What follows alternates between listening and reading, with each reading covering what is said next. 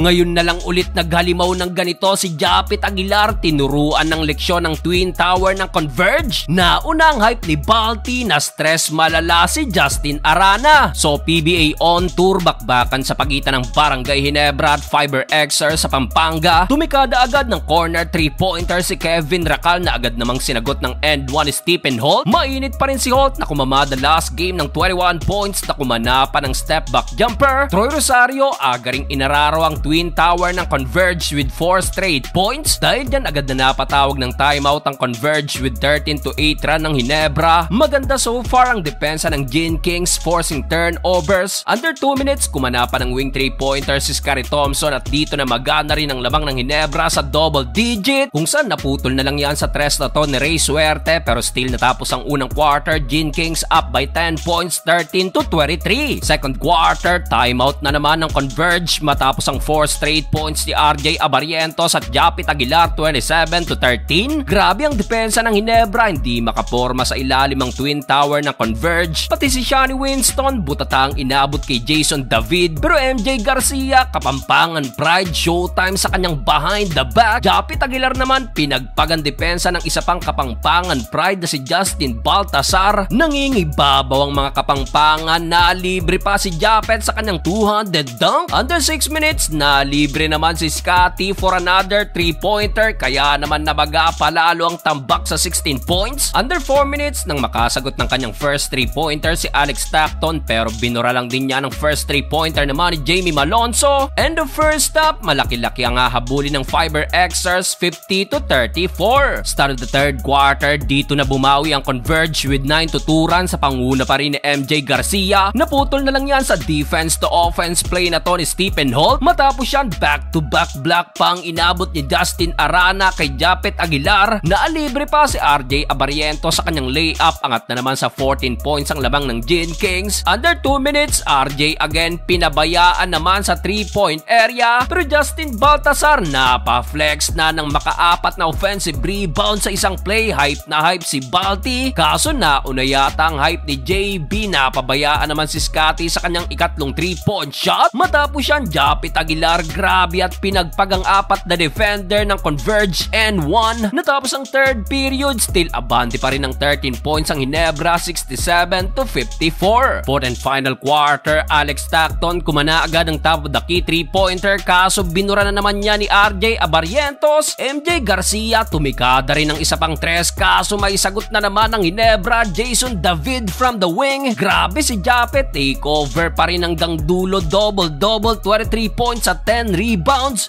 Sa sipag ni Japet, abay pinulikat na lang at sa laki ng tambak, naka-bounce back ang Ginebra sa panguna ni Japit Aguilar.